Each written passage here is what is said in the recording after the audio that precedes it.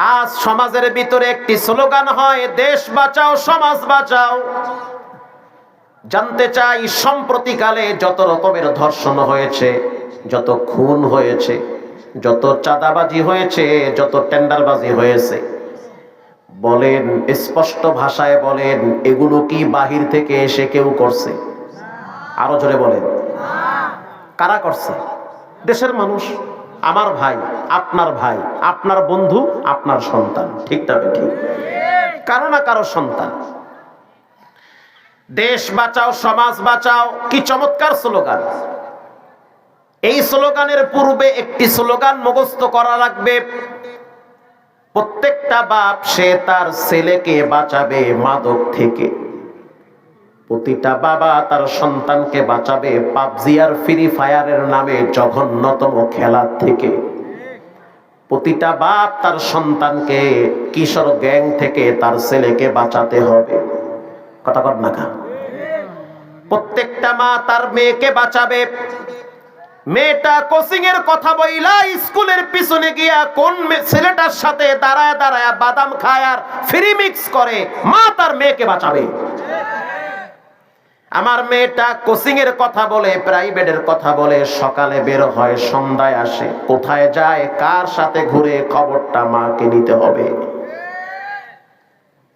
মা যদি তার মেয়ের খবর নেয়, মহিলা প্যান্ডেল থেকে প্রায় ৯,৯০০ টাকা আসছে, মারহাবা, আল্লাহ কবুল করুক।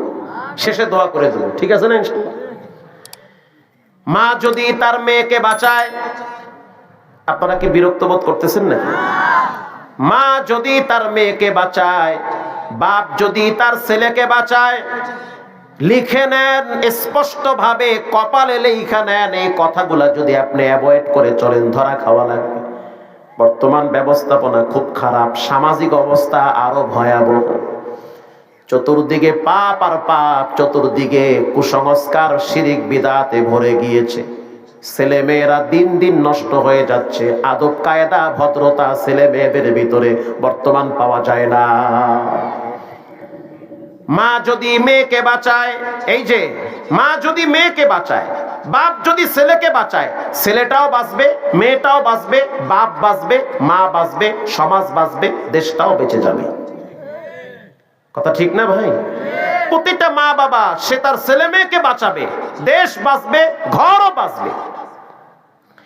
এই তো কয়েকদিন আগে দেখছেন, নওগাঁর ছেলে, বরিশালের মেয়ে, মাত্র 11 বছর বয়স, মায়ের হসপিটালে রাইখা মেয়েটা আর একটা ছেলের সাথে ঘুরতে গেছে। সাংবাদিক বলল শিশু হারায় গেছে। 3 দিন পরে শুনলাম শিশু আবার কেমনে আর একজনের সাথে হানিমুনে যায়, সে আবার শিশু হয় কেমনে? মেয়েটা বলতে আছে, আমার বয়স যখন 9 বছর তখন থেকে আমি টিকটকে নাচানাচি করি। তার মানে 9 বছর বয়সে মাইয়াটা পাইকে গেছে। কথা কন না কা? আরো আগেই পাইকে গেছে, আপনার লেদা মাইয়া পাইকে গেছে আগে, খবর নাই? ওই যে বড় মোবাইল দিয়েছেন না, ও মাঝে মাঝে হিজরতে যায়, আপনার খবর থাকে না। আপনি তো মসজিদে গিয়ে আল্লাহ আল্লাহ জিকির করেন। আর একজনের গীবত করতে না পারলে আপনার পেটের ভাতও জমায় না। চার দোকানে বইয়া মাশাআল্লাহ আর একজনের গীবত করতে খুব মজা লাগে। অমুকের ছেলে খারাপ, অমুকের মেয়ে ভালো না, অমুকের বউ, দেশ শেষ। দেশও ধ্বংস হয় নাই, অমুকের ছেলে মেয়েও নষ্ট হয় নাই, আপনি নিজে নষ্ট হয়েছেন। জি, রাসূল বলেছেন, বুখারীর হাদিস, কেউ যদি বলে সব শেষ, সে নিজে শেষ। আপনি আপনার ঘর সামাল দেন, আপনার স্ত্রীকে কন্ট্রোলে নেন, আপনার মেয়েটাকে কন্ট্রোলে নেন। আপনার ছেলেটা 13টা মাইয়ারে ঘুরায়, খবর নেন। এই খবর আগে আপনাকে নিতে হবে, জবাবদিহি আপনাকে করা লাগবে। ছেলে ফাঁসলে আপনার ইজ্জত থাকবে না, মেয়েটা ধরা খাইলে মায়ের সম্মান থাকবে না, বাপ মসজিদে চেহারা নিয়ে যাইতে পারবে না। ছেলে মেয়েকে বাঁচান, এগুলো আল্লাহর দেওয়া নেয়ামত। এগুলো নষ্ট হয়ে গেলে গন্ধ এমন ভাবে ছড়ায়, পান্তা যদি নষ্ট হয় তাও খাওয়া যায়, পোলাও নষ্ট হইলে, বিরিয়ানি নষ্ট হইলে খাওয়া যায় না। ছেলে মেয়ে নষ্ট হইলে এগুলা ঠিক করা যায়? সহজে করা যায় না। প্রিয় ভাইরা আমার, হযরত ওমর রাদিয়াল্লাহু তাআলা আনহু দরবারে একটা মামলা গেছে, তানবীহুল গাফিলিনে আসছে। মামলাটা যিনি করেছেন তিনি একজন বয়োবৃদ্ধ মুরব্বী মানুষ। বাবা সন্তানের ব্যাপারে ওমরের আদালতে মামলা নিয়ে গেছে। আমিরুল মুমিনিন খলিফাতুল মুসলিমিন, আমার সন্তান আমার কথা শুনে না, খোঁজ খবর নেয় না, ভরণ পোষণ দেয় না। হযরত ওমর রাদিয়াল্লাহু তাআলা আনহু নরম মানুষ না গরম মানুষ? সাধারণ গরম না, অতিরিক্ত গরম, অনেক গরম। আসাদ্দুহুম ফি আমরিল্লাহি উমর। ওমর রাদিয়াল্লাহু তাআলা আনহু শরীয়তের ব্যাপারে, দ্বীনের ব্যাপারে বড় শক্ত দিলের মানুষ। সন্তানও যদি বিন্দু পরিমাণ অপরাধ করে সেখানেও তিনি ছাড় দেয় না, এমন মানুষ হযরত ওমর। হযরত ওমরের আদালতে একজন মুরব্বি দাঁড়ায় বলতে আছে, আমিরুল মুমিনিন, আমার সন্তান আমার খোঁজ খবর নেয় না। হযরত ওমর পুলিশ পাঠায় দিল, প্রশাসন পাঠায় দিয়া সন্তানটারে ওমরের আদালতে দাঁড় করায় দিল। এক পাশে বাবা দাঁড়ায় আছে, আর এক পাশে সন্তান দাঁড়ায় আছে। হযরত ওমর সন্তানের চেহারার দিকে তাকায় বলে, সন্তান, তুমি তো ভালো করে জানো ওমরের কথার আগে তরবারি চলে। সঠিক কথা বলবা, বিন্দু পরিমাণ নয় ছয় করবা না। যেই লোকটা তোমার সামনে দাঁড়ায় রইছে, বলো সেই লোকটা তোমার কি হয়? বলে, আমার আব্বা হয়। তোমার আব্বা মামলা দায়ের করছে, তুমি নাকি তোমার বাবার খোঁজ খবর নেও না? না, নেই না। ওরে আল্লাহ, কয় কি? ডাইরেক্ট কয় নেই না। কেন নেও না? কারণটা কি? তোমার বাপ কিছু দায়িত্ব আছে, কিছু হক আছে, কেন আদায় করো না রে সন্তান? এবার যুবক বলতে আছে, আমিরুল মুমিনিন, রাগ করিয়েন না, বাবার কথা শুই না আমার উপরে আপনি গরম হইয়েন না, আমারও কিছু কথা থাকতে পারে। কথা কন না কেন? বাদী বিবাদী দুইজনের বক্তব্য শুনে বিচার করা লাগবে। এখন তো টাকার বান্ডিল যেদিকে, বিচার যায় সেই দিকে। হযরত ওমর এমন একজন শাসক যার কাছে বাদী বিবাদী দুইজনের বক্তব্য শুনে, গবেষণা করে, সাক্ষী প্রমাণ পেশ করে, তারপরে তিনি শরীয়তের আইন প্রতিষ্ঠিত করে। হযরত ওমর রাদিয়াল্লাহু তাআলা আনহু যুবকের চেহারার দিকে তাকায় বলল, বলো তোমার কি বক্তব্য? কষ্ট হয় আপনাদের?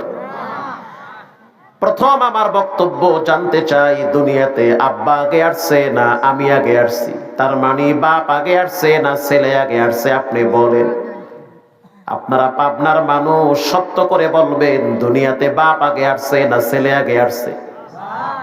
আরো জোরে বলেন। ভুলে পোলা আইয়া পড়ছে এদিকে কোনো সময়? বাপই আগে আইছে। পৃথিবীর প্রথম বাবার নাম হলো আদম আলাইহিস সালাম।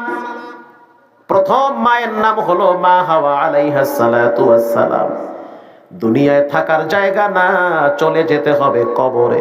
জানি না কার না জানি দোকানে কাপড়ের কাপড় চলে আসছে, জানা নাই। এমনও হতে পারে সকালবেলা হয় সকাল হবে, অথবা পরকাল হয়ে যেতে পারে।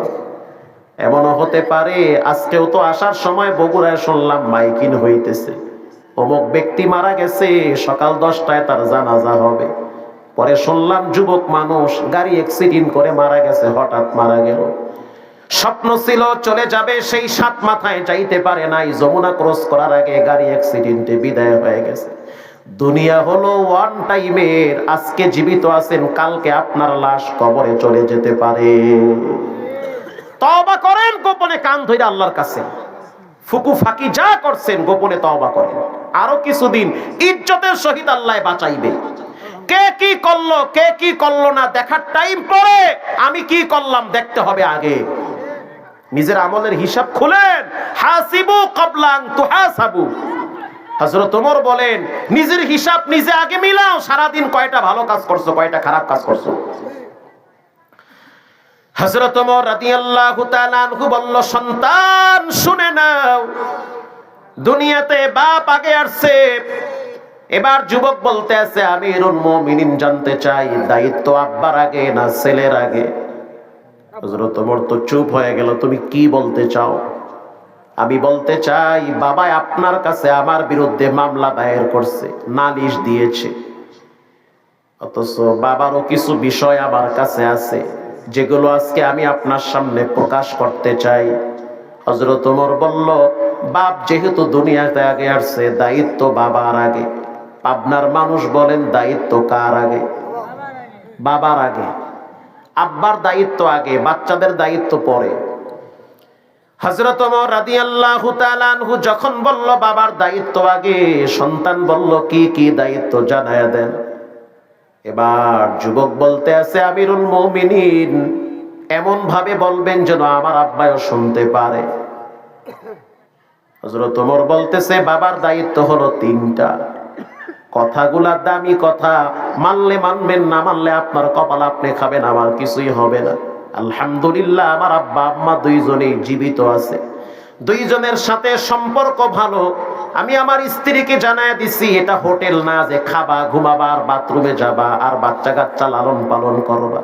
যার যার হিসাব তার তার কাছে। তুমি আমার অধীনে থাকো, আমার পকেটের টাকায় তুমি চলো। আল্লাহর বিধান মানতে হবে, পারলে থাকবা, না মানতে পারলে সোজা রাস্তা মাপবা। কথা ঠিক না বেঠি? আমার কষ্টের টাকা তুমি খাবা, রানীর মতো থাকবা, শরীয়ত মানবা, ইসলাম মানবা, কোরআনের আইন মানবা। পারলে থাকবা, না পারলে সসম্মানে ইজ্জতের সহিত চলে যাবা।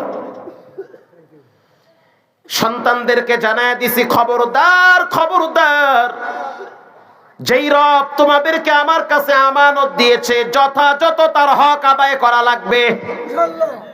আল্লাহর হুকুম মানবা, সম্মান পাবা, থাকা খাওয়ার জায়গা পাবা। রবের হুকুম মানবা না, একটা কষ্টের টাকা তোমাদের পিছনে ব্যয় করতে চাই না।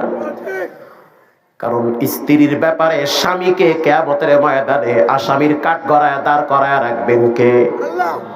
সন্তানের ব্যাপারে রব্বুল আলামিন আল্লাহর আদালতে তার বাবাকে দাঁড় করায় রাখবে।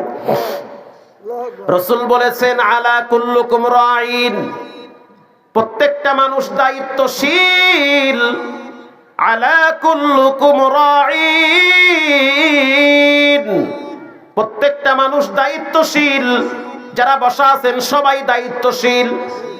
অকুল্লুকুম মাসউলুন আন রাইয়াতিহি, তার অধীনস্থ সম্পর্কে তাকে প্রশ্ন করা হবে। তার মানে আপনার অধীনে আপনার ছেলে, আপনার মেয়ে, আপনার স্ত্রী, প্রশ্ন জবাবদিহি আপনাকেই করা লাগবে। কথা বল না, আপনার অধীনে আপনার স্ত্রী। এবার একজন সাহাবী বলল, হুজুর আমার স্ত্রীও নাই। খেয়াল করেন, হাদিস কিন্তু মুসলিমের। আমার স্ত্রীও নাই, আমার সন্তানও নাই। তোমার আব্বা আম্মা? কয় তারাও নাই, আমি একা, কেউ নাই। আমার আবার কি হক? আল্লাহর রাসূল বলেন, ওয়ালি জাসাদিকা নাফসিহি, তোমার উপরে তোমার হক আছে। তোমার হাতের হক তোমার উপরে, পায়ের হক তোমার উপরে, চোখের হক তোমার উপরে। চোখ দিয়া এদিক সেদিক তাকানো যাবে না, হাত দিয়া টাইম পাইলেই মোবাইলে ঠেলা যাইবে না। চোখ দিয়া ঘন্টার পর ঘন্টা মোবাইলের দিকে তাকায় থাকবা, সাবধান, তোমার বাবার চোখ না, চোখ হলো রবের দেওয়া আমানত। কিয়ামতের ময়দানে সেই হক সম্পর্কে তোমাকে প্রশ্ন করবে। পায়ে হাত দিয়া বলি, অনুরোধ করে বলি, বিনয়ের সহিত বলি, গাট্টিটা রেডি কইরেন, যে কোনো টাইমে কবরের ডাক চলে আসবে। রেডি হয়ে যান, তৈয়ার হয়ে যান। হযরত ওমর রাদিয়াল্লাহু তাআলা আনহু বলল, বাবার প্রথম দায়িত্ব সন্তানের জন্য ভালো একটা মা নির্ধারণ করা। তিনবার বলবো আমি, যেন কলিজার ভিতরে গাইথা যায়। বাবার প্রথম দায়িত্ব সন্তানের জন্য ভালো একটা মা নির্ধারণ করা। কারণ যে কোনো মহিলার পেটে সন্তান দেওয়া যাবে না। যেই মহিলার পেটে আপনার সন্তান থাকবে, দেখে শুনে সন্তান তার পেটে দেওয়া লাগবে। কথা বোঝেন নাই? আবার বলি, বিবাহ করার আগে জাত গোষ্ঠী দেখা লাগবে। বুঝতেছেন? বিয়ে করার আগে জাত গোষ্ঠী বংশ দেখতে হবে। মেয়েটা দিনদার কিনা, মেয়ের মা পরেশগার কিনা, মেয়ের বাবা সুদ খায় কিনা, মেয়ের মা ৯-৬ করে কিনা, মেয়ে ৯-৬ করে কিনা, দেখে শুনে বুঝে বিয়ে করা লাগবে। এদিক সেদিক দিয়ে দৌড় মারলে হবে না। এটাই হযরত ওমর বলছে, সহজে যে কোনো মহিলার পেটে বাচ্চা দিলে হবে না। কারণ তুমি আর তোমার স্ত্রী দুইজনে দুই দিকে যাইতে পারো, তোমার বাচ্চাটার ভবিষ্যৎ আছে। কথা ঠিক না বেঠিক? বাচ্চার চিন্তা তোমার করা লাগবে যে আমার বাচ্চা, আমি আমার আবেগের ঠেলায় এক ম্যাডাম রে নিয়ে আইলাম, ফট করে বাচ্চা লাগিয়ে গেছে, এই বাচ্চা তো আমার না, বাচ্চা তো আমার, এই বাচ্চার কারণে তো আমাকে অনেক জায়গায় ফেস হওয়া লাগবে, দুনিয়াতেও কবরেও। কথা ঠিক না বেঠিক? বাচ্চা আপনি কি করবেন? আপনি আর আপনার স্ত্রী দুইজনে দুই দিকে গেলেন, বাচ্চা তো দুইজনের সমান। হযরত ওমর রাদিয়াল্লাহু তাআলা আনহু বলল, সন্তান, বাবার প্রথম দায়িত্ব সন্তানের জন্য ভালো একটা মা নির্ধারণ করা। এবার যুবক বলতেছে, আমিরুল মুমিনিন, জন্মের পর থেকে আজ পর্যন্ত আমি অনেক মানুষের কথা আমি শুনছি, কিছুই বলি নাই, হজম করছি, ধৈর্য ধরছি। তার মানে কি? তার মানে হলো সহজ। আমার আব্বাকে বলেন আমার নানার বাড়িটা কোথায়, আমার মায়েরে কেমনে বিয়ে করছে, বাবারে বলেন। খাপের খাপ মন্তাজের বাপ লাগিয়া গেছে এবার জাগা মতো। যৌবন কালে আকাম করবা, বুড়া কালে ধরা খাবা। জি, ইজ্জত লয়ে কবরে যাওয়া যাইবে না, সাবধান। রক্ত গরম হইলে এদিক সেদিক নষ্টামি করা যাবে না। ছেলে মেয়ে বড় হবে, ইজ্জতের গোড়ায় পানি থাকবে না, এরাই খোটা দেবে, বাপ খারাপ, 9-6 করছে, এলাকার সবাই জানে। হযরত ওমর রাদিয়াল্লাহু তাআলা আনহু বলল, বাবার প্রথম দায়িত্ব সন্তানের জন্য ভালো একটা মা নির্ধারণ করা। যুবক বলল, আব্বাকে বলেন আমার মাকে কোথা থেকে কেমনে আনছে, কেমনে বিয়ে করছে। আমার আব্বাই কেমনে বিয়ে করছে আমরা তো শুনছি না? কথা কন না, আপনি শোনেন না আপনার আব্বাই কেমনে বিয়ে করছে? আমি কেমনে বিয়ে করছি আমার আশেপাশের মানুষগুলা জানে না? জানে তো। আমার আব্বা একজন কোরআনের হাফেজ, কুয়াকাটায় আমাদের বাড়ি। শুধু নরমাল হাফেজ না, এক দাঁড়ানে 30 পারা পড়তে পারে এমন ভালো মানের হাফেজ। আমরা 3টা ভাই, 3 জনই কোরআনের হাফেজ, 2টা বোন জামাই, 2 জনই হাফেজ। আলহামদুলিল্লাহ, লা ফখরা লাহু, কোনো ফখর নাই, কোনো অহংকার নাই। আমার মাকে যেদিন বিবাহ করেছে 30 পারা এক বৈঠকে তেলাওয়াত করে সবাইকে শোনায়া তারপরে বিবাহ করছে। এটা আমি গর্বের সহিত বলতে পারি। বাবায় কেমনে বিয়ে করছে ইতিহাস তো আমার জানা আছে, সব ধামাচাপা দেওয়া যায়, সত্য কখনোই গোপন থাকে না। থাকে না। তুমি তো পাবজি নিয়ে ব্যস্ত, তোমার তো হুঁশই নাই। পাবজি খেলাইতে খেলাইতে রাস্তার মাঝখানে গিয়ে খাম্বার লাগে বাড়ি খাইছে, বাড়ি খাইয়া কয় হোয়াট ইজ দিস। আমি কই আর খাম্বা কই, খাম্বা ঠেলে আর কয় রাস্তার মাঝখানে সরকার খাম্বাটা কাটছে। খাম্বা কি রাস্তার মাঝখানে না? ওর মাথা নষ্ট হয়েছে, মাথা নষ্ট হয়ে হ্যাঁ হয়ে গেছে মাথা। আমার সময় দেখলাম পুরা রাস্তায় এখানে ওখানে সিফায় সাফায় খালি মোবাইল, কি যে করে আল্লাহ জানে। হযরত ওমর রাদিয়াল্লাহু তাআলা আনহু বলতে আছে, সন্তান তোমার আব্বাকে এবার আমি জিজ্ঞেস করি তোমার মায়েরে কোথা থেকে আনছে। এই মুরব্বি, বিয়ে করছো? কহ না করলে এটা ইজ করতে। বিবাহ যদি করে থাকো, এই যুবকের নানার বাড়ি কোথায়? এই যুবকের নানার বাড়ি কোথায়? আপনার নানার বাড়ি কোথায় আপনি জানেন না? জানেন না? আমার নানার বাড়ি কোথায় আমি জানি না? জানি তো, আপনিও তো জানেন। বিয়া করছে শ্বশুর বাড়ি চিনে না, এ যেমন মগা, সুন্নত না মাইনা সুন্নি দাবি করে, এও তেমন মগা। কথা কন না। বিয়ে করছে শ্বশুর বাড়ি জানে না। পোলায় জিগা, আব্বু আমার নানা বাড়ি কোথায়? বলে ওই পার্কের গোড়ায়। পার্কের গোড়ায়। হযরত ওমর রাদিয়াল্লাহু তাআলা আনহু বলল, মুরব্বি সত্য করে বলো, এই যুবকের মায়েরে কোথা থেকে আনছো? মুখ দিয়া কথাই বাইরে না, চুপচাপ দাঁড়ায় রইছে। হযরত ওমর একটু পরে তাকায়া দেখলো চোখের পানি পড়তে আছে। মা যুবকী, কি হয়েছে, কাঁদো কেন? আমি কাঁদি না, আমার কর্মের কারণে চোখের পানি বের হয়েছে। আমার স্ত্রীকে এক রাখালের ঘর থেকে ভাগায়া নিয়ে আসছি। হযরত ওমর বলতে আছে, বিয়ে শাদী, তালাক, ইদ্যত কোথায়? বলে এডি আমি বুঝি না, ওই মহিলার পেটে এইটা হইছে। হযরত ওমর বলতে আছে, বিয়ে তো হয় নাই, সন্তান তো জারস। পেছলাক জিগি লাগে নাই? 6 তালাক দিয়ে এরপরও একসাথে থাকে, রাগের মাথায় তালাক দিছি। তালাক কি কেউ হাসতে হাসতে দেয়? তুমিও খুব আমার কলিজার মানুষ, যাও তালাক 3টে একসাথে, এরকম কয়? রাগের ঠালায় মারিয়া দেয় 6-7টা, তুইও তালাক, তোর বাপ মাও তালাক। কথা ঠিক না বে ঠিক? এই কথা আমি সিফার মধ্যে কই না, আমি ঢাকার রাজধানীতে বলি। আমি জঙ্গল দিয়ে উঠতে অমলবি না, যাই না এক জুমায় মতিঝিলে দেখেন গেলেই কবি কোন হুজুর আইছে আমাকে এলাকায়। আই হাই, স্পষ্ট মনে রাখতে হবে, বিয়ে শাদী আর তালাক দুইটা ইসলামে সবচেয়ে সহজ কাজ। দুইজন সাক্ষী তোমাকে বিয়ে করতে চাই, রাজি, ওকে ফাইন, রাজি, বিয়ে হয়ে গেছে। একটা নির্দিষ্ট মোহর ধরলে বিয়ে হয়ে যায়। তালাক দেশে তো হয়ে গেছে, কোনো কাহিনী চলবে না। কথা আসতে বলবেন না, ঠিক না বেঠিক? বিয়ার বউ ছাড়া দুইটা সহজ, এই দুইটা নিয়ে সিনিমিনি করা যাবে না, হাসি মস্কারি করা যাবে না, এই দুইটা নিয়ে রং তামাশা করা যাবে না। কেন আপনার মুখ থেকে তালাক বের হবে? কেন আপনি বলবেন তোরে ছাইরা দিলাম? কেন বলবেন আপনি? কেন আপনি বলবেন যা তুই তালাক? কেন বলবেন আপনি? অনেক কথা আছে, রাগ বেশি উঠলে আর এক ঘরে গিয়া 2 থাল ভাত বেশি খাইয়েন। এরপরও রাগ বেশি উঠলে ওই রাস্তার পাশে গিয়া মাথাটা ওই গাছের লাগে ঠেইলেন কতক্ষণ। এরপরও যদি রাগ ঠান্ডা না হয় 2 বালতি পানি দিয়ে গোসল কইরেন, রাগ ঠান্ডা হয়ে যাইবে। এত রাগ দেখান কা বইয়ের লাগে। এরপরও যদি রাগ না কমে ঘর থেকে বাইরে যান, 3 দিন ঘুরে আসেন। আমি তো প্রায় বলি আমার সফর সঙ্গী, আমার আত্মীয় সবাইরে বলি, রাগ যদি বেশি উঠে ঘরে থাকবা না, ঘর থেকে বেরিয়ে যাও, 2 দিন বাহিরে গিয়ে ঘুরে ফুরে আসো, মাথা ঠান্ডা হোক, দুইজনকে বুঝো, আবার দেখবা সুন্দর জীবন চলবে। সারা দিন বইয়ের লাগে ঠেলা ঠেলি, ফট করে আড়ি বাতিল ভেঙে যায়। ঠিক না ঠিক? হযরত ওমর রাদিয়াল্লাহু তাআলা আনহু বলল, বাবার প্রথম দায়িত্ব ভালো একটা মা নির্ধারণ করা। যুবক বলতে আছে আমার মা ঠিক নাই, বাবাও ঠিক নাই। গ্রামের মানুষ বলে আমার মায়ের বিয়ে নাকি ঠিক হয় নাই। সত্য কোনোদিন গোপন করা যায় না, একদিন না একদিন প্রকাশ পায়। কথা ঠিক না? প্রকাশ পেয়ে যায়। হযরত ওমর বলতে আছে বাবার 2 নম্বরের দায়িত্ব সন্তানের জন্য ভালো একটা নাম নির্ধারণ করা।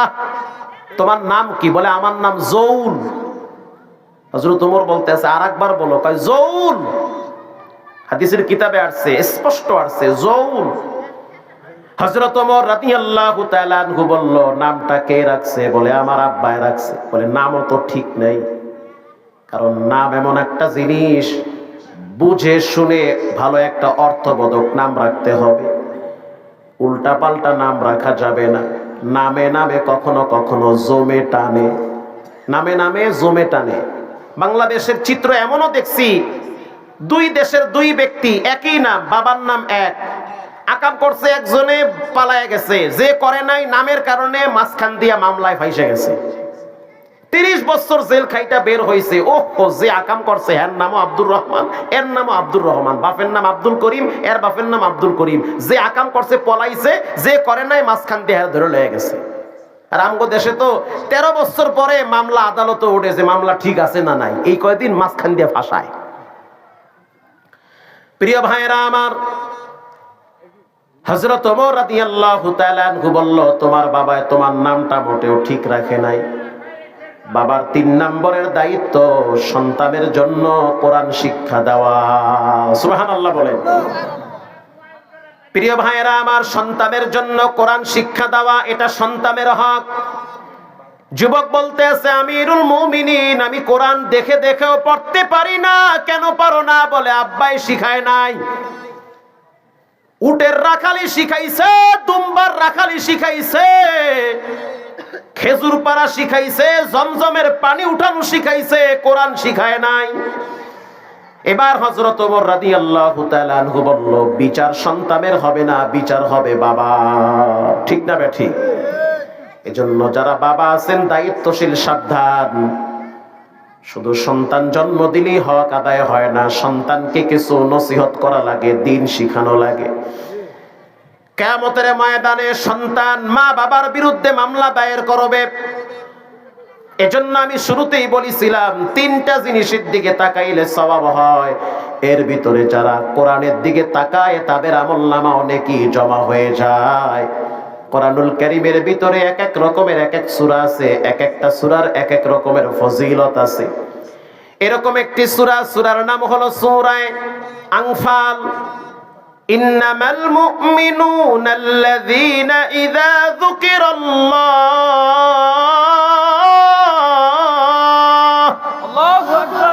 ওয়াজিলাত কুলুবুহুম যার ভিতরে 5টা গুণ থাকবে তার জন্য জান্নাতের গেট খুলে দেওয়া হবে। সরাসরি কোরআনের কথা।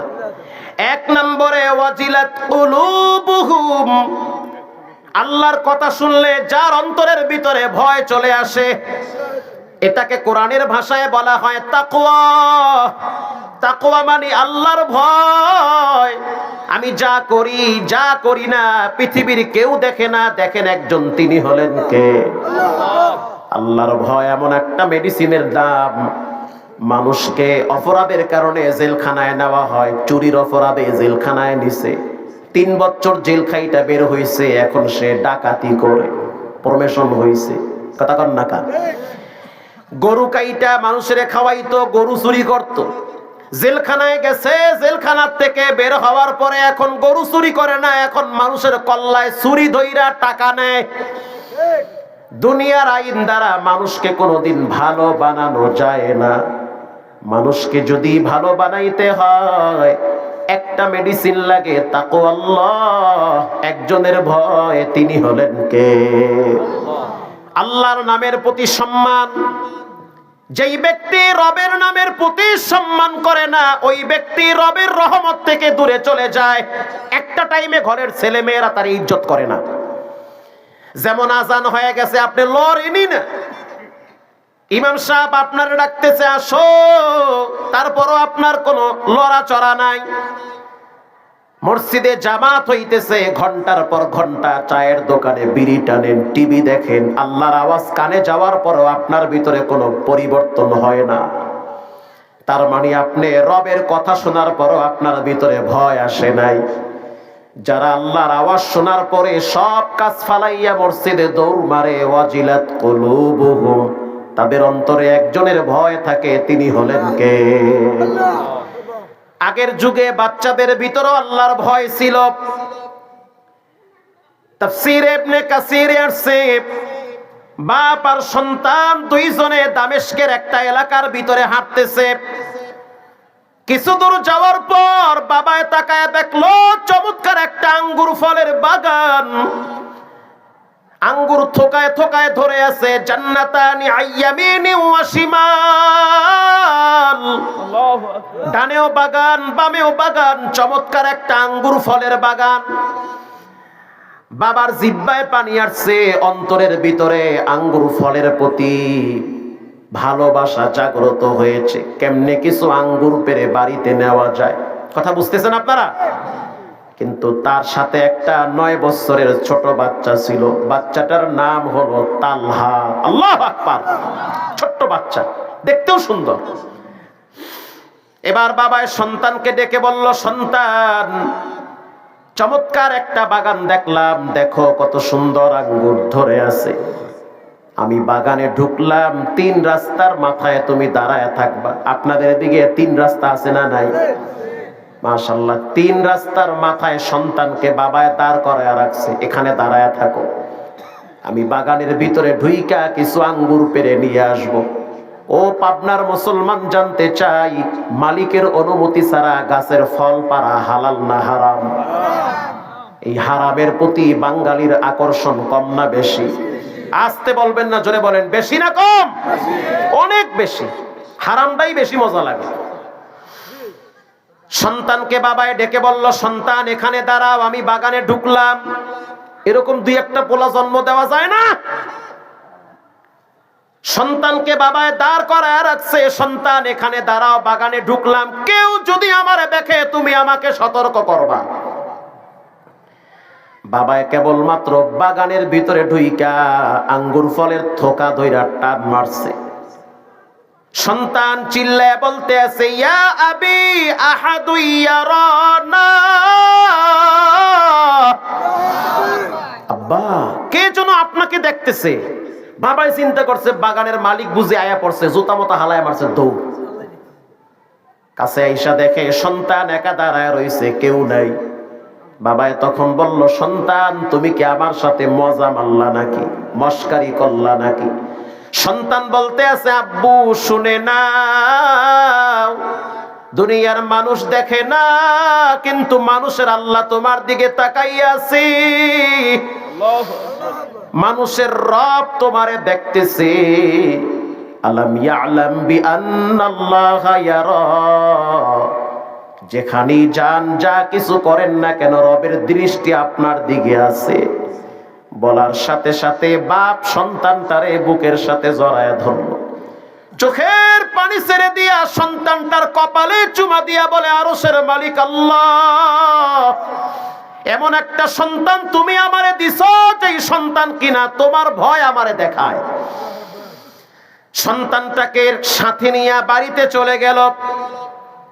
স্ত্রীকে গিয়ে বলল, বিবি আমার সত্য করে বলবা, এই সন্তানটারে পেটে নিয়ে তুমি কি কি আমল করেছো? স্ত্রী বলতে আছে, স্বামী আমার, এই সন্তান পেটে নিয়ে জীবনে কোনোদিন 11-12 মাস আমি একটা মিথ্যা কথা বলি নাই। যখনই সময় পাইছি কোরআনটা খুলে বসে বসে বাচ্চাদের মতো আমি জিবাইছি, কারণ মূর্খ মানুষ আমি পড়তে পারি না। আল্লাহর কোরআনের দিকে তাকায়া বলছি, হাযা কালামুল্লাহ, এটা আল্লাহর কোরআন, আমি একজন মূর্খ নারী পড়তে পারি না রে মালিক।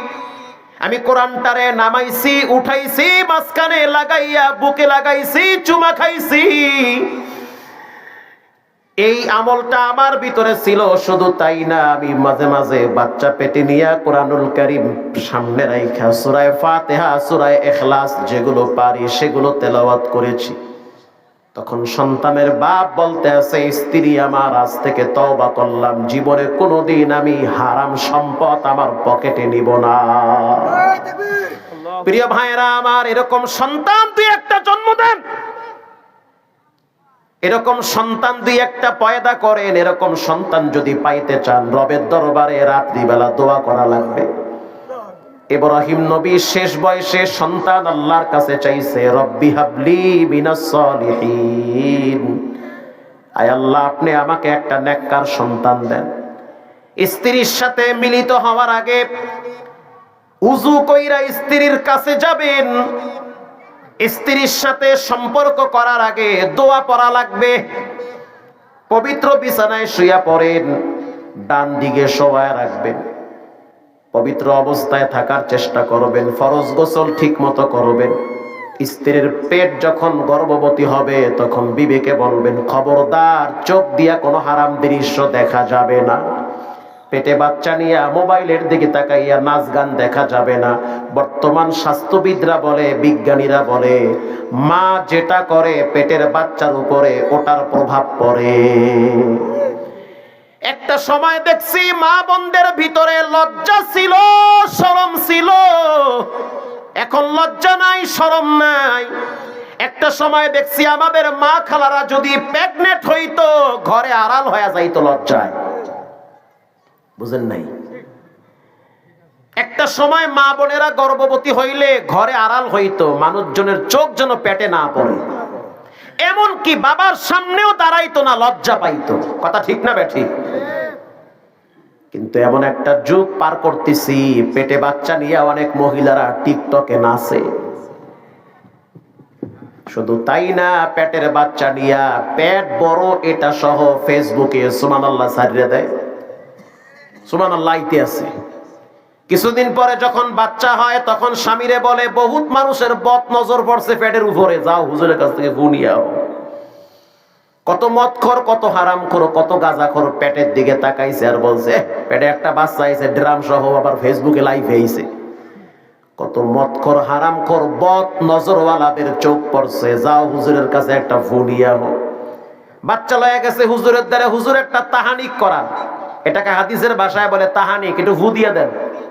বাচ্চা হইলে বড় একজন আলেমের মুখ থেকে খেজুর চিবাইয়া খাওয়াইতে হয়, এইটাও তো জানি না। এবার যখন নিয়ে গেছে হুজুরের কাছে, হুজুর আমার সন্তানের জন্য দোয়া করেন, এই নিয়ে আইছি। হুজুর বলে, সন্তানের নাম কি? নাম কি? খুব ভালো নাম। কি নাম বলেন? বলে, নাম রাখছি তুফান। কি নাম? তুফান। তুফান চেনেন আপনারা? তুফান। হুজুরে করছে কি? মারছে দৌড়। হুজুর হাদিয়া নিয়ে যান, তা তোর হাদিয়ার গুল্লি মারি, তুফানে আমার ঘর ভাঙছে 7 বার। কি আজীব নাম, তুফান। ওই যে আমাদের এই সে সাগরদী হসপিটালের সামনে অনেক বছর আগে, তখন আমরা বরিশালে পড়তাম শহরে, আল্লামা দেলোয়ার হোসেন সাইদি সাহেব বয়ানে বলছিল, কি আজীব নাম, মোসাম্মদ করিমা আক্তার টমটম।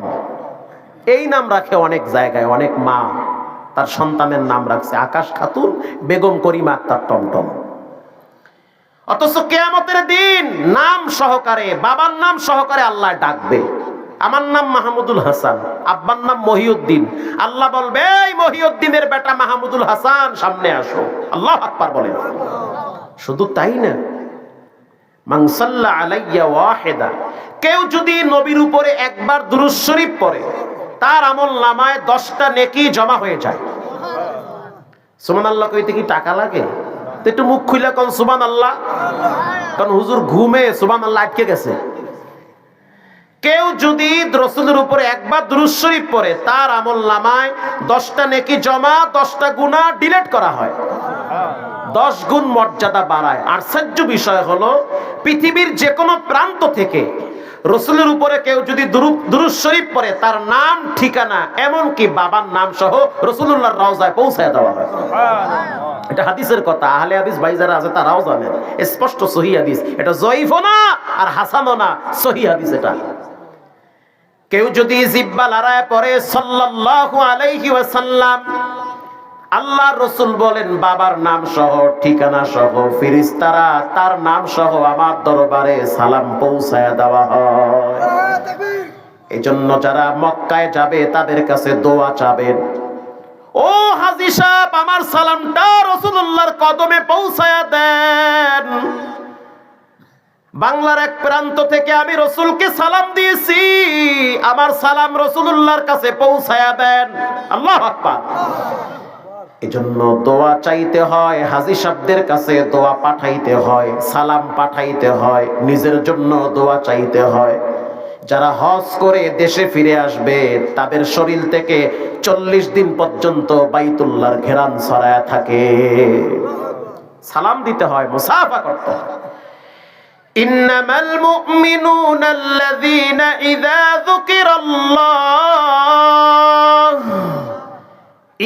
যুকিরাল্লাহু ওয়াজিলাত কুলুবুহুম وَإِذَا تُلِيَتْ عَلَيْهِمْ آيَاتُهُ زَادَتْهُمْ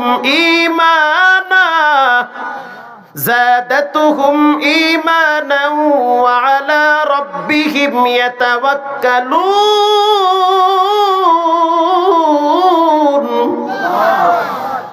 যার ভিতরে 5টা গুণ থাকবে, রব্বুল আলামিন তার জন্য জান্নাতের গেট খুলে দিবে। 1 নম্বরে একজনের ভয় লাগবে, তিনি হলেন কে? হাদিসের একটা ঘটনা শোনাই, হাদিস এটা মিথ্যা না, কাল্পনিক না, ডাইরেক্ট হাদিস বলবো আমি। পৃথিবী বিখ্যাত একজন জালেমের নাম, পৃথিবী বিখ্যাত একজন জালেমের নাম ছিল জুবায়ের আল আফওয়ান। ভিন্ন এক হাদিসের কিতাবে তার নাম এমন ভাবে আসছে, যার নাম ছিল আব্দুল্লাহ বিন আমর।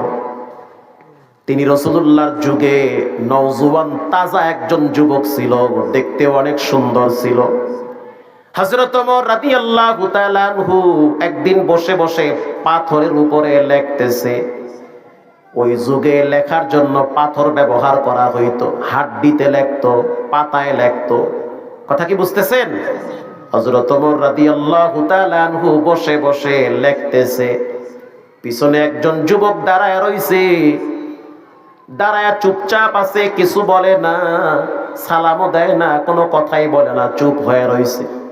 হযরত ওমরের লেখা শেষের দিকে, এর মধ্যেই টের পাইতেছে পিছনে যেই লোকটা দাঁড়ায় রইছে সে কাঁদতেছে।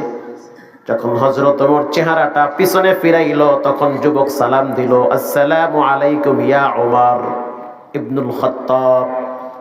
খাত্তাবের বেটা ওমর, আল্লাহর পক্ষ থেকে আপনার উপরে শান্তি বর্ষণ হোক। হযরত ওমর রাদিয়াল্লাহু তাআলা আনহু প্রশ্ন করলো, মা ইউবকিকা ইয়া শাবাব, কি হয়েছে, কেন কাঁদো, কি হয়েছে? যুবক বলতে আছে, আমি কাঁদি না, কে যেন আমারে কাঁদায়। আল্লাহু আকবার। বাপ মারা গেলে মানুষ কান্দে, মা মারা গেলে মানুষ কান্দে, সন্তান মারা গেলে মানুষ কান্দে। ব্যবসায় লস হইলে চোখের পানি বের হয়। অতীতে যেই পরিমাণ পাপ করছেন, কয়দিন আপনার চোখের পানি আল্লাহর ডরে বের হইছে? কয়দিন দরজা লাগাইয়া চোখের পানি ছেড়ে কাঁদছেন রে যুবক? আল্লাহ পাক কোরআনে বলেন, কিছু মানুষের দিল পাথরের চেয়েও শক্ত হয়ে গেছে। হযরত ওমর প্রশ্ন করল, মা ইউবকিকা ইয়া শাবাব, কেন কাঁদো, কি হয়েছে? যুবক বলতে আছে, আমিরুল মুমিনিন, আমি কাঁদি না, কে যেন আমারে কাঁদায়। কে কাঁদায়? বলে, পাপ আমারে কাঁদায়। আমি গোপনে এমন একটা পাপ করছি, না পারি বলতে, না পারি সহ্য করতে। হযরত ওমর বলতে আছে, যুবক কি এমন পাপ করলা, চলো নবীর দরবারে। যুবককে হযরত ওমর রাদিয়াল্লাহু তাআলা আনহু নবীর দরবারে নিয়ে গেল। আল্লাহর হাবিবের সামনে হযরত ওমর দাঁড়ায় কাঁদতেছে। আল্লাহর রাসূল প্রশ্ন করল, মা ইউবকিকা ইয়া উমর, কি হয়েছে, তুমি কেন কাঁদো? ওমর বলতে আছে, আমি কাঁদি না, একজন তরুণ নওজোয়ান যুবকের চোখের পানিতে আমার দিল নরম হয়ে গেছে। তাই নাকি? বলে, হ্যাঁ। কই সেই যুবক? বলে, আমার পিছনে দাঁড়ায় রইছে, ডাকো তারে, আমার সামনে দাঁড় করায় দাও। রাসূল করিম সাল্লাল্লাহু আলাইহি ওয়াসাল্লামের সামনে যখন যুবক দাঁড়ায় যায়, আল্লাহর হাবিব প্রশ্ন করল, মা ইউবকিকা ইয়া শাবাব, যুবক তোমার চোখের গোড়ায় কেন পানি, কেন তুমি কাঁদো, কি হয়েছে? বলে, ইয়া নবী আল্লাহ, পাপের গাঁটটিটা বড় হয়ে গেছে। কি বুঝলেন? পাপের গাঁটটি ছোট না বড়? যেই পরিমাণ পাপ করছি, কেমনে আমি চেহারাটা আল্লাহর সামনে দেখাবো চিন্তা করে অস্থির হয়ে গেছি। আল্লাহর হাবিব প্রশ্ন করলো, কি পাপ করলা? তোমার পাপ কি আসমানের চেয়ে বড়? বলে, হ্যাঁ, আসমানের চেয়ে বড়। আল্লাহর নবী আবার প্রশ্ন করলো, যুবক তোমার পাপ কি জমিনের চেয়ে বড়? বলে, হ্যাঁ, জমিনের চেয়ে বড়। পাহাড়ের চেয়ে বড়? বলে, হ্যাঁ, পাহাড়ের চেয়ে আমার পাপগুলা বড় হবে। আল্লাহর নবী আবার প্রশ্ন করলো, যুবক তোমার পাপ কি আল্লাহর রহমতের চেয়েও বড়? যুবক চুপ হয়ে গেছে। আল্লাহর রাসূল বলেছেন, রবের ঘোষণা, قل يا عبادي الذين أسرفوا على أنفسهم لا تقنطوا من رحمة الله।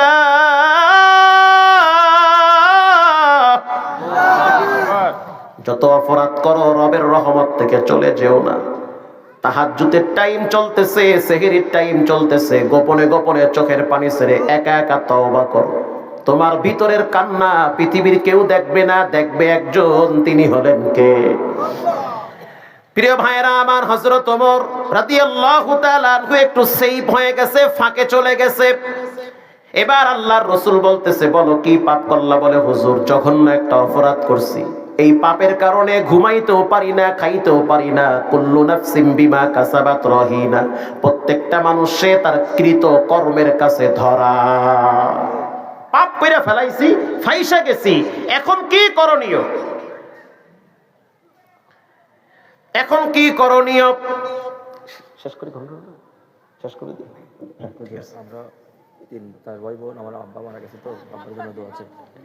প্রিয় ভাইয়েরা আমার, বলতেছি একটু রাখেন, বলতেছি। প্রিয় ভাইয়েরা আমার,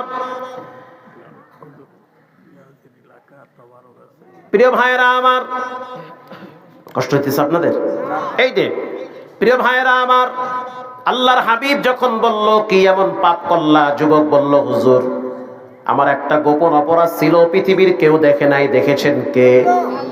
আল্লাহ দেখছে, আল্লাহ জানে, ফেরেশতারা সাক্ষী, মাটি সাক্ষী, আসমান জমিন সাক্ষী, কিন্তু এই পাপটা কইরা ফেলাইছি, এখন আমি করণীয় কি? আমার কি করব আমি?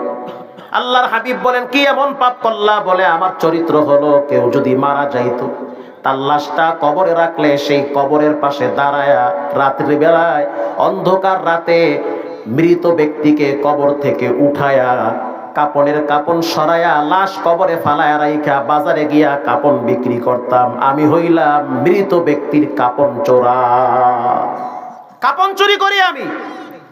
আল্লাহর হাবিব বলল, তওবা করো। আল্লাহু আকবার বলুন, তওবা করো। এবার যুবক বলতে আছে, ইয়া নবী আল্লাহ, শুধু এতটুকু না, আরো জঘন্য অপরাধ করছি। কি করলাম? ঘটনাক্রমে একদিন যখন আমি শুনলাম মদিনার একজন আনসারী সুন্দরী নারীর মৃত্যু হয়েছে, লাশ দাফন হইল। রাত্রিবেলা অন্ধকার রাত, চলে গেলাম সেই কবরের কিনারায়। মাটি খনন কইরা মৃত সেই নারীর লাশ উপরে উঠাইলাম। উঠানোর পর আমি কাপনের কাপড় সরাইলাম। দেহ থেকে যখন বস্ত্রকে আলাদা করে ফেলেছি, শয়তান আমার দিলের ভিতরে কুবাসনা জাগ্রত করেছে। আমি ওই মৃত নারীর সাথে জেনা করছি। জেনা কইরা যখন আমি আসতেছিলাম, আল্লাহর কুদরতে মেয়েটার জবান আল্লাহ খুলে দিয়েছে। মেয়েটা বলতে আছে, যুবক কি এমন জঘন্য পাপ করলি? নিজে তো নাপাক করলি, আমারেও তো নাপাক বানাইলি। আল্লাহর আদালতে কেমনে দাঁড়াবি? আজ না হয় কাল এই মাটির নিচে তোমাকে আসতে হবে। তাকায়া দেখো ডানে বামে তোমার কত আত্মীয় স্বজনের কবর পড়ে আছে। আল্লাহর আযাব বড় শক্ত আযাব। আও হুফরাতুম মিন হুফারিন নার, কবর কারো জন্য জাহান্নামের গর্ত, কারো জন্য জান্নাতের বাগান। আল্লাহু আকবার। কবরের আযাব সত্য। রাসূল বলেছেন, কবরের নাফরমানদের চিৎকার মৃত ব্যক্তিরা শুনে না, জীবিত ব্যক্তিরা শুনে না, কিন্তু পশু পাখি শুনে। রাসূল বলল, দূরে চলে যাও, তোমার ব্যাপারে আমি জানি না। যুবক এবার কাঁদতে কাঁদতে পাহাড়ে চলে গেল। পাহাড়ে গিয়া চোখের পানি ছেড়ে বলতে আছে, ইন্নী আখাফুল্লাহ, আল্লাহ আমি আপনার সবচেয়ে বেশি ভয় পাই। চোখের পানি ছেড়ে কাঁদতেছে আর বলতে আছে, আল্লাহ আমি একজন জালেম, তুমি একজন রহমান। হাজারো অপরাধ আমার ভিতরে আছে, কিন্তু তুমি এর চেয়েও বেশি বড় পাপীকেও ক্ষমা করতে ভালোবাসো। এখন আমি কি করব, কার কাছে যাব? যদি তুমি আমাকে ক্ষমা না করো, এই চেহারাটা মদিনায় দেখাবো না।